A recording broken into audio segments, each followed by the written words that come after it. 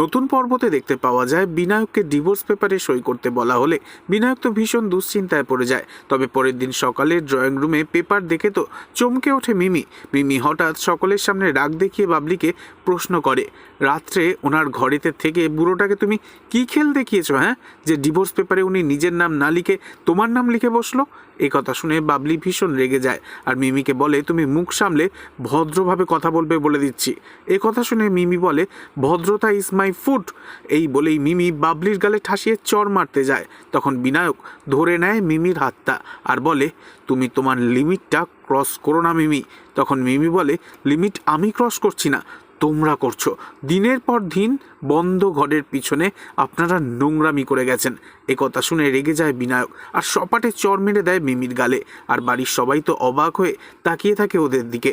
তবে কি এই অপমানের বদলা আবারও নেবে মিমি? কি হবে আগামী পর্বে? নেক্সট আপডেট জানতে এক্ষুনি সাবস্ক্রাইব করে আমাদের সাথেই থাকুন। ধন্যবাদ।